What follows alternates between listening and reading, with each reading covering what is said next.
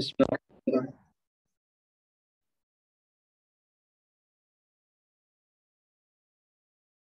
Bismillahirrahmanirrahim.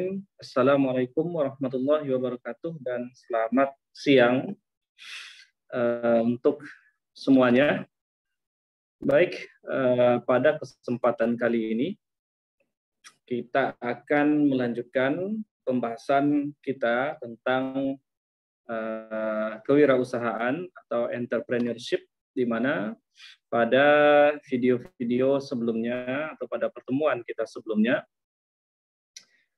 kita sudah banyak membahas tentang entrepreneurship, baik itu bagaimana kita membuat usahanya, kemudian kemarin kita juga sudah melihat bagaimana merencanakan sebuah entrepreneurship, bagaimana planningnya, membuat sebuah business plan. Nah, hari ini tidak kalah penting materi kita, di mana pada hari ini kita akan membahas tentang usaha mikro, kecil, dan menengah, atau yang paling sering kita dengar yaitu dengan istilah UMKM. Nah, kenapa materi ini saya sampaikan? Karena sebagaimana yang kita ketahui bersama, salah satu fondasi dari ekonomi sebuah negara itu adalah usaha mikro, kecil, dan menengah. Di mana apabila teman-teman pernah membaca dari artikel-artikel ketika terjadinya krisis moneter pada tahun 1998, di ujung pemerintahan presiden kita yang kedua, yaitu Presiden Soeharto, di mana terjadinya sebuah krisis yang melanda Indonesia, khususnya perekonomian. Nah, di dalam tulisan-tulisan atau di dalam berita-berita disampaikan bahwa pada saat itu terjadi chaos, di mana sangat banyak perusahaan-perusahaan besar bangkrut. Kemudian banyak juga usaha-usaha yang khususnya perusahaan-perusahaan besar yang gulung tikar ketika itu. Nah, tetapi yang menarik adalah justru yang bertahan ketika itu adalah usaha mikro, kecil, dan menengah. Nah, sehingga dapat dikatakan usaha kecil, mikro, dan menengah ini, mikro, kecil, dan menengah ini adalah urat nadi dari perekonomian negara kita Indonesia. Sekarang kita akan lihat pada hari ini saya akan menyampaikan beberapa materi, yaitu ada yang pertama nanti kita akan definisikan UMKM itu sendiri, kemudian karakteristik dari UMKM, kemudian ada seputar permasalahan yang terdapat pada UMKM, lalu ada peranan strategis kontribusi UMKM dalam perekonomian nasional, kemudian sistem pembiayaan UMKM, dan strategi pengembangan UMKM. Kita akan usahakan semoga semua materi ini nanti akan sampai. Nah, di dalam pengertian UMKM itu sendiri disampaikan bahwa usaha produktif milik keluarga atau perorangan warga negara Indonesia dan memiliki hasil penjualan paling banyak 100 juta rupiah per tahun. Ini disebut sebagai usaha mikro. Ini usaha mikro baru ya. Usaha mikro. Nah, di mana usaha mikro ini dapat mengajukan kredit pada bank paling banyak 50 juta. Sebagaimana yang kita ketahui sekarang, program pemerintah saat ini adalah melalui bank plat merah, misalkan termasuk bank BRI, itu kita apabila kita mempunyai suatu usaha mikro, di mana tadi penjualannya paling banyak adalah 100 juta per tahun, kita dapat sekarang memasukkan permohonan untuk mengajukan kredit atau mengajukan bantuan keuangan dari bank ya. Nah, paling banyak 50 juta. Dan ini biasanya bantuan ini dikhususkan untuk para entrepreneur atau pengusaha yang untuk usaha mikro dengan bunga yang sangat kecil, yaitu sekitar 1% per tahunnya. Jadi ini bisa dikatakan tidak ada bunganya ya. Intinya pemerintah membantu usaha-usaha kecil ini.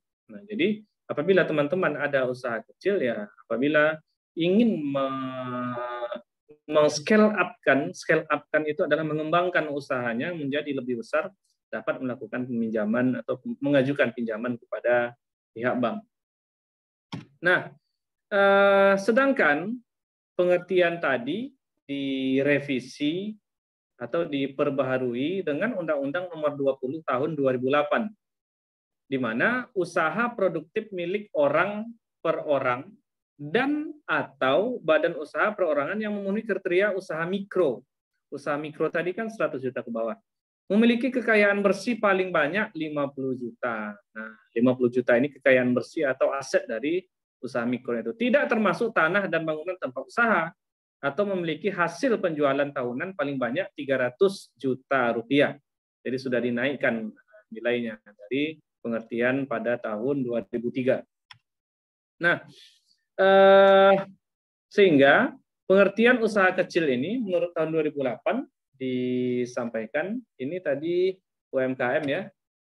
Di sini disampaikan pengertian usaha kecil itu pada tahun 2008 itu adalah usaha ekonomi produktif yang berdiri sendiri. Ingat, di sini kata kuncinya adalah berdiri sendiri, dilakukan oleh orang per orang atau badan usaha yang bukan merupakan anak perusahaan atau bukan cabang perusahaan yang dimiliki, dikuasai atau menjadi bagian baik langsung maupun tidak langsung dari usaha menengah atau usaha besar yang memenuhi kriteria usaha kecil. Artinya dia bukanlah bagian atau cabang dari usaha menengah. Jadi itu usaha kecil itu. Kemudian yang kedua, memiliki kekayaan bersih lebih dari 50 juta rupiah. Tidak termasuk tanah, bangunan, tempat usaha atau memiliki hasil penjualan tahunan lebih dari 300 juta sampai dengan paling banyak 2,5 miliar. Ini pengertian usaha kecil berdasarkan Undang-Undang Nomor 20 Tahun 2008. Nah, sedangkan usaha menengah di sini disampaikan bahwa memiliki kekayaannya sekitar 500 juta sampai dengan paling banyak 10 miliar, tidak termasuk tanah dan bangunan, atau memiliki hasil penjualan tahunan. Nah, ini yang penting ya. Hasil penjualan tahunannya adalah di sekitaran 2,5 miliar sampai dengan paling banyak 10 miliar rupiah. Ini adalah usaha menengah. Berikut adalah kriteria usaha mikro, kecil, dan menengah. Apabila kita lihat di sini, usaha mikro adalah kategorinya yang paling kecil, di mana asetnya maksimal 50 juta, omset penjualannya adalah maksimal 300 juta, sedangkan usaha kecil asetnya berada di antara 50 sampai 500 juta. Nah, di mana omsetnya sama ya 300 juta. Sedangkan usaha menengah 500 sampai 10 miliar dan omsetnya 2,5 sampai 50 miliar. Ini diambil dari sumber Undang-Undang Nomor 20 Tahun 2008. Jadi dengan tabel ini kita dapat membedakan usaha mikro, kecil, dan menengah. Nah, di sini saya ingin memberikan definisi umum UMKM di berbagai negara. Nah, misalkan World Bank membagikan UMKM ke dalam 3 jenis, yaitu yang pertama medium enterprise. Nah, apa itu kriterianya? Kriterianya adalah jumlah karyawannya 300 orang maksimumnya. Pendapatan per tahunnya sekitar 15 juta US dollar. 15 juta US dollar itu sekitar berapa? Sekitar 1,5 atau sekitar 2,2 miliar rupiah ya. Nah, sedangkan jumlah asetnya adalah sekitar 15 juta sama sekitar 2 miliar rupiah. Itu menengah, medium. Sedangkan usaha kecil, small enterprise, dia 30 orang maksimum karyawannya. Kemudian pendapatan setahunnya tidak melebihi 3 juta US dollar. 3 juta US dollar itu ya kita tambah saja nolnya 3 sudah 3 juta ya 3 miliar ya. Nah, seperti itu. Maaf, 3 juta itu nolnya 3, kita tambah ya sekitar 3 juta, sekitar 4,5 miliar kalau 15.000 $1 ya. Nah, sedangkan jumlah asetnya tidak melebihi nilai tersebut. Sedangkan micro enterprise itu 10 orang paling banyak, dan pendapatan per tahunnya tidak melebihi 100.000 dolar, 100.000 US dollar, USD ya. 100.000 itu 100.000 USD, 100.000 itu ya tinggal kita tambah nolnya 3 menjadi 100 juta, kalau 10.000 berarti 150 juta. Tidak melebihi pendapatannya setahun 150 juta, dan jumlah asetnya juga tidak melebihi 150 juta rupiah. Itu berdasarkan World Bank. Nah, sedangkan definisinya di berbagai negara, misalkan di negara Eropa, Europe Commission membagikan UMKM menjadi 3 macam. Yang pertama medium size enterprise. Jadi UKM, usaha kecil menengah, itu dibedakan menjadi 3 lagi ya. Ada medium size enterprise, ada small size enterprise, dan ada micro size enterprise. Apabila kita lihat, ini sebetulnya hampir sama dengan yang tadi, tapi berbeda pada spesifikasinya saja. Sedangkan Singapura mendefinisikan UMKM sebagai usaha yang memiliki minimal 30% pemegang saham lokal. Nah, jadi ini unik dan menarik definisi yang diberikan oleh Singapura ini, di mana suatu bisnis atau suatu usaha dapat dikatakan sebagai UKM adalah apabila yang memiliki minimal 30% pemegang sahamnya adalah lokal ya. Seperti itu.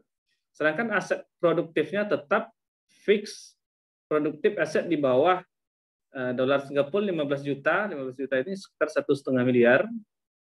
Ya, kita tambah saja nolnya 3. Maaf, 15 juta berarti 15 miliar ya. 15 miliar terus banding dengan dolar 8,7 US dollar ya. Untuk perusahaan jasa, jumlah karyawan minimal 200 orang. Itu yang didefinisikan oleh berbagai negara. Berbeda halnya dengan Malaysia. Malaysia justru mendefinisikan UKM sebagai usaha yang memiliki jumlah karyawan yang bekerja penuh full time kurang dari 75 orang. 75 orang, atau yang modal pemegang sahamnya kurang dari di dolar Malaysia 2,5 juta sebanding dengan 6,6 juta US dollar. Nah, ini dibagi menjadi 2 yang didefinisikan oleh Malaysia ini UKM, yaitu ada small industry SI, kemudian yang kedua ada medium industry MI. Nah, yang membedakannya apa?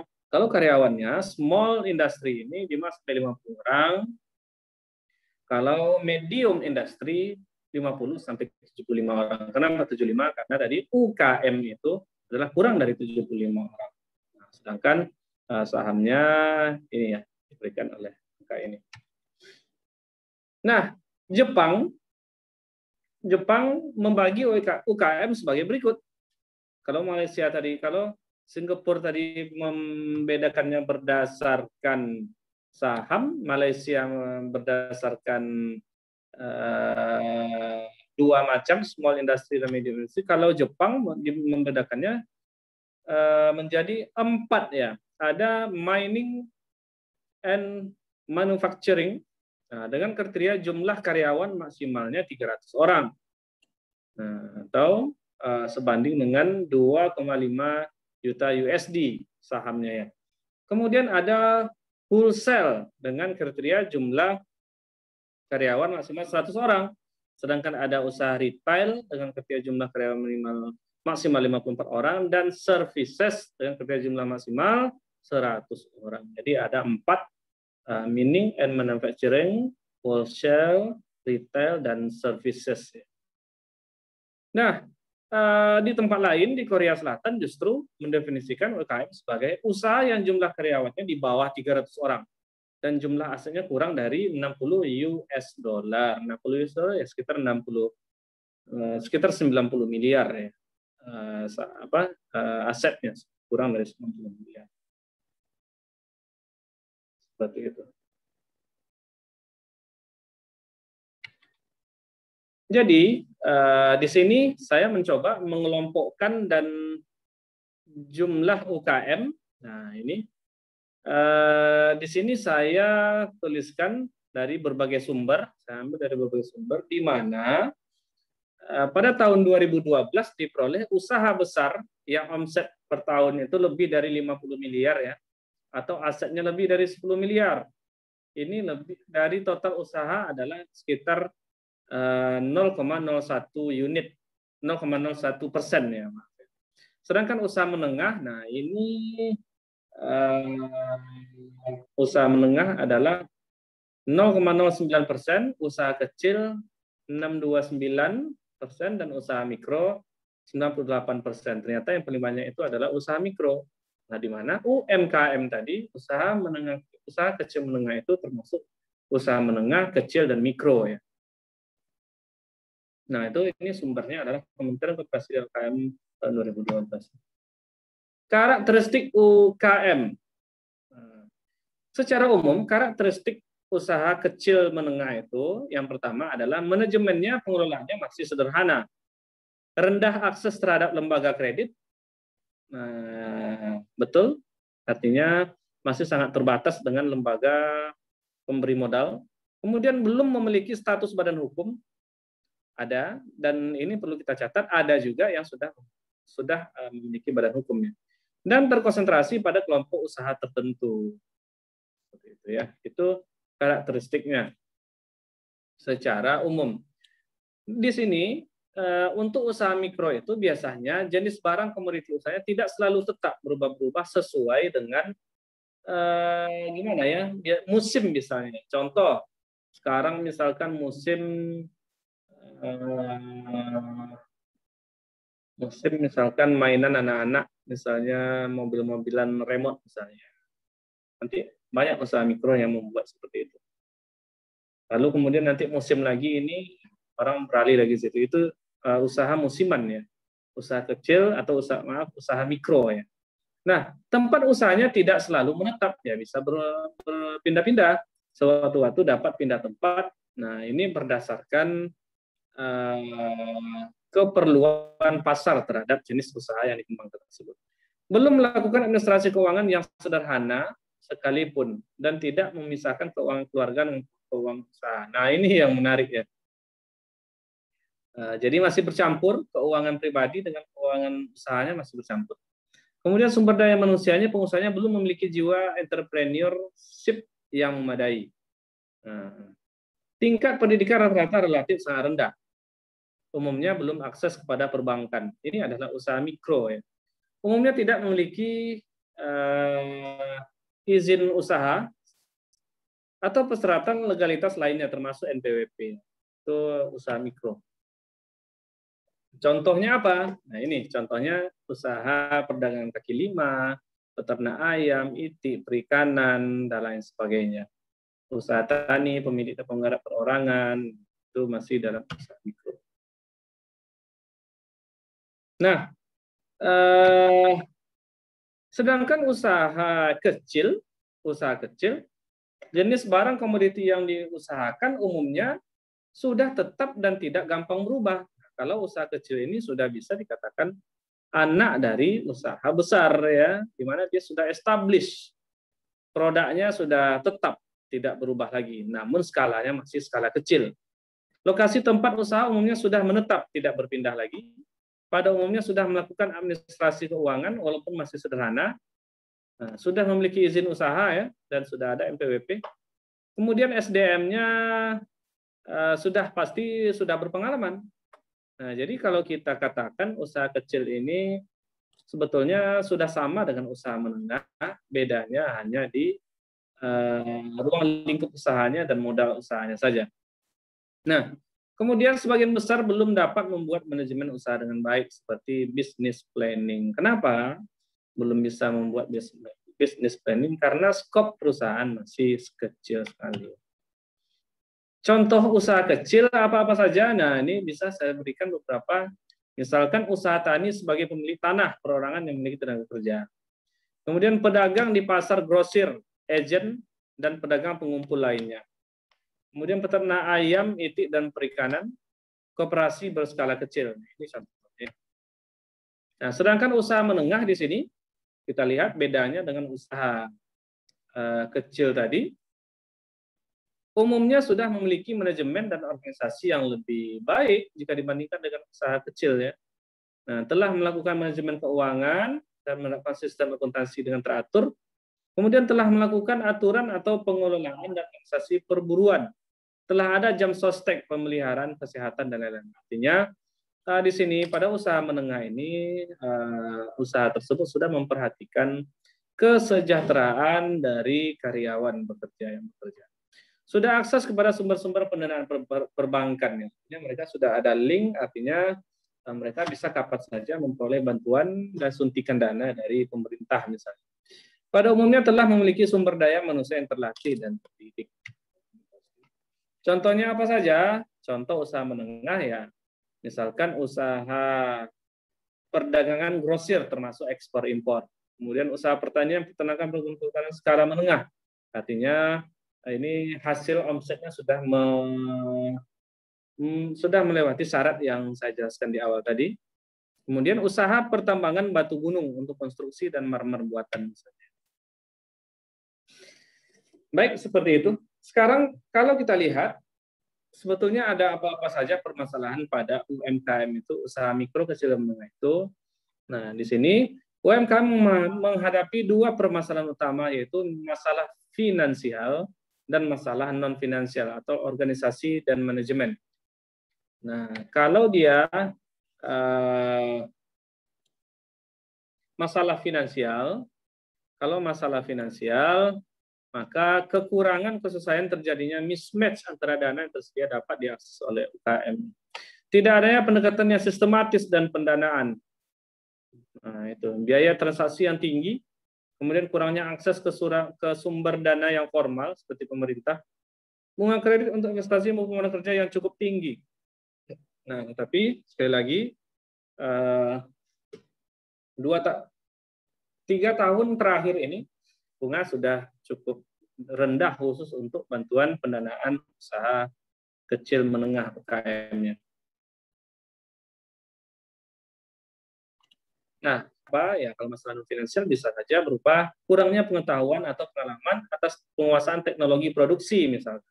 Kemudian kurangnya pengetahuan akses pemasaran. Nah, bisa juga akibat keterbatasan sumber daya manusia SDM serta kurangnya sumber daya untuk mengembangkan SDM serta kurangnya pemahaman mengenai keuangan dan akuntansi. Ini masalah non finansial biasanya yang membuat UKM itu sulit untuk berkembang menjadi usaha besar. Nah, bisa juga masalah terkait linkage antar perusahaan, misalnya industri pendukung yang lemah. UKM yang memanfaatkan menggunakan sistem cluster dalam bisnis belum banyak. Nah, ini termasuk masalah di dalam UKM-nya. Sedangkan masalah terkait dengan ekspor ya ini bisa saja permasalahannya kurangnya lembaga yang mendapat membantu mengembangkan ekspor, bisa juga diakibatkan oleh kurangnya informasi dan bisa juga kadang-kadang disebabkan oleh rentetan birokrasi yang sangat panjang kadang membuat sulitnya kegiatan ekspor dilakukan oleh usaha kecil menengah tersebut. Permasalahan yang dihadapi UMKM juga diberikan oleh 3 hal berikut ya. Nah, misalnya belum dimiliki sistem administrasi keuangan, ini tadi sudah sempat kita bahas, jadi masih bercampur antara keuangan pribadi, keuangan keluarga dengan keuangan perusahaan. Dan manajemen yang baik oleh karena belum terpisahkannya kepemilikan dan pengelolaan perusahaan. Sulitnya menyusun proposal dan membuat studi kelayakan untuk memperoleh pinjaman. Kenapa? Karena ya untuk memperoleh pinjaman dari pihak-pihak tertentu adanya studi kelayakannya. Kemudian adanya kendala dalam menyusun perencanaan bisnis karena persaingan dalam merebut pasar semakin ketat. Nah, ini ada hubungannya dengan bisnis plan yang 2 minggu lalu yang kita pelajari, di mana salah satu faktor yang menghambat dalam bisnis plan itu adalah persaingan bisnisnya. Nah, jadi ada banyak lagi beberapa permasalahan yang dihadapi oleh UMKM itu, misalkan kendala dalam memperoleh bahan baku, kendala dalam perbaikan kualitas barang, atau kendala dalam hal tenaga kerja. Jadi ada banyak ya.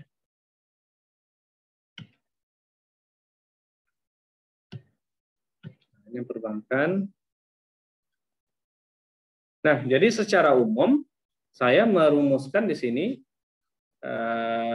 berdasarkan yang digambarkan oleh Kementerian Koperasi Usaha Kecil dan Menengah, di mana permasalahan UMKM itu yang pertama adalah rendahnya akses terhadap sumber dana, rendahnya kualitas sumber daya manusia (SDM), rendahnya produktivitas, tingginya biaya transaksi, dan rendahnya daya saing. Nah, di sini ada peran strategi,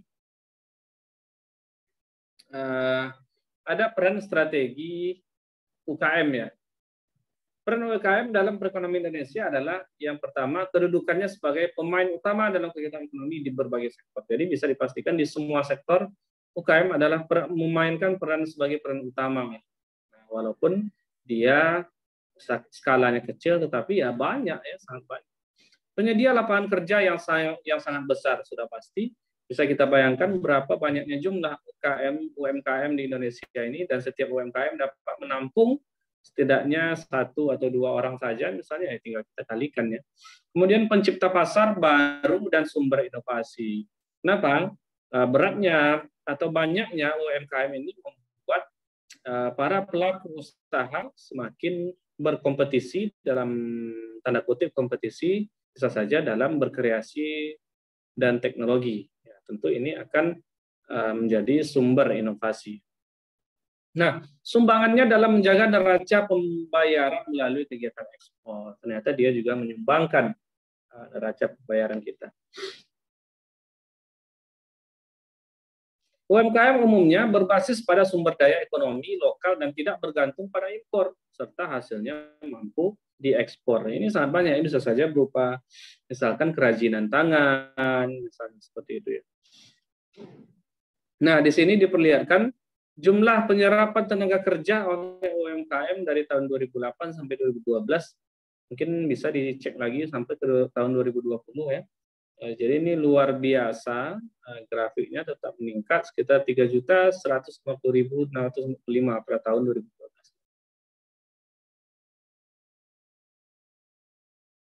Usaha besar ya, sedangkan usaha kecil menengah itu ya 107 juta dan 120 juta. Jadi sangat banyak beda. Nah, posisi strategis koperasi dan UMKM dalam perekonomian global ya sekitar 95% dari unit usaha di dunia ini ya masih merupakan SMES, Small Medium Enterprise, kecil menengah, usaha kecil menengah ya. Nah, yang menyediakan lapangan kerja 60% dari total tenaga kerja yang berada di dunia saat ini. Kemudian ada OECD, total dari unit usaha memperoleh 77% dari total tenaga kerja, serta berkontribusi 54% terhadap GDP, pendapatan per kapita penduduk satu negara, sekitar 30% ekspornya. Kemudian ada non-OECD juga, ada Uni Eropa, ada APEC 90% dan ASEAN 90%. Jadi ASEAN ini cukup memainkan peran penting dalam dunia perekonomian, di mana dia 96% dari total usaha menyediakan lapangan kerja untuk 50-85% dari total tenaga kerja. Jadi luar biasa, bisa mencapai 85%.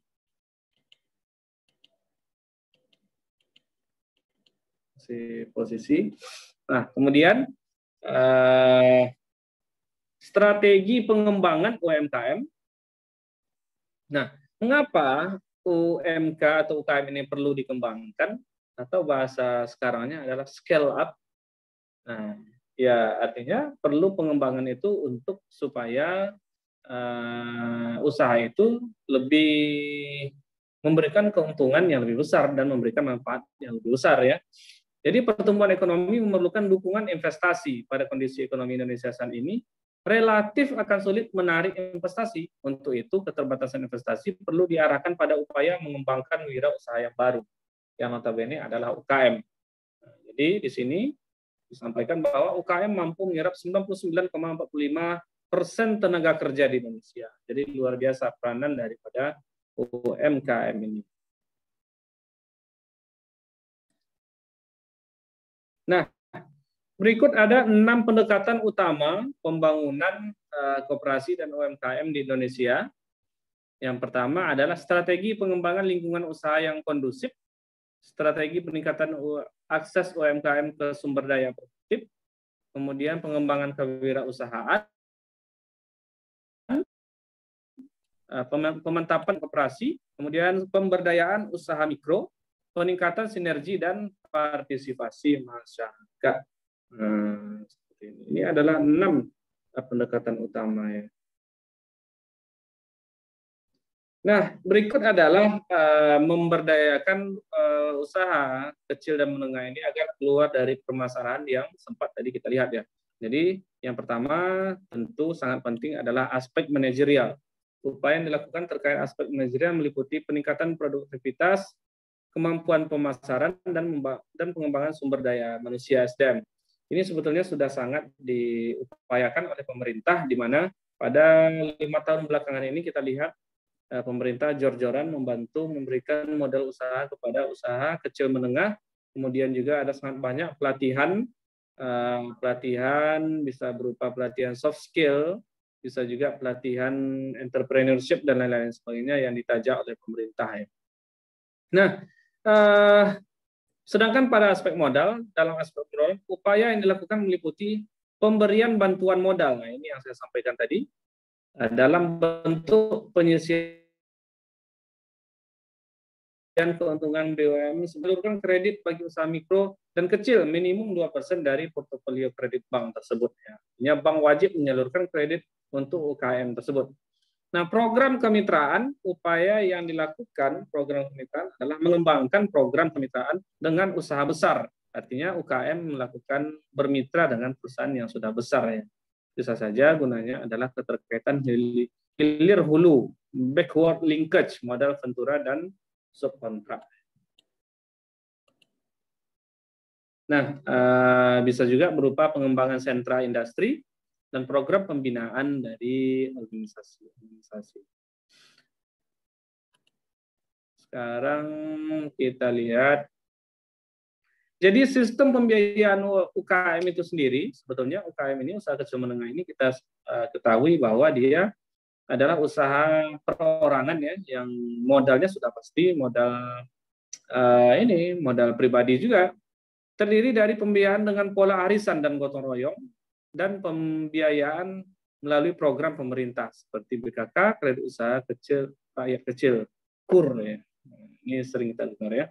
Sistem pembiayaan perbankan, pembiayaan melalui produk-produk kredit, sistem pembiayaan pasar modal, dan sistem pembiayaan finance, modal ventura, pengadaian, dan lain-lain. Jadi ada banyak sistem pembiayaan. Nah, itu saja UKM materi UKM yang saya sampaikan hari ini. Intinya adalah jangan pernah Anda menunda untuk memulai suatu usaha. Bukalah usaha Anda walaupun hanya sebatas usaha mikro atau usaha kecil ataupun usaha menengah yang cukup besar ya. Tetapi usaha mikro pun tidak ada masalah. Justru yang sangat tidak baik itu adalah menunda-nunda untuk membuka usaha. Nah, kenapa? Karena saya rasa semakin cepat kita memulainya, semakin bagus. Alangkah baiknya seorang sarjana pada saat ini, misalkan Anda tak peduli lulusan jurusan atau program studi apa, yang jelas Anda sudah punya suatu usaha. Dan kalau bisa usaha tersebut sesuai dengan passion Anda, supaya Anda senang menjalani usaha tersebut. Nah, seperti itu. Saya harap sudah ini kita adalah pertemuan yang ke-14. Pertemuan yang ke-14, tak salah saya. Jadi saya harap pada pertemuan ini semuanya dari 14 pertemuan ini materi kita sudah ada 12 materi. Semoga dari 12 materi ini saya harapkan teman-teman semuanya dapat menjadi seorang wirausahawan yang sukses, entrepreneur yang sukses, dan apalagi kalau bisa menjadi seorang crazy rich seperti yang baru-baru ini heboh di media sosial, banyak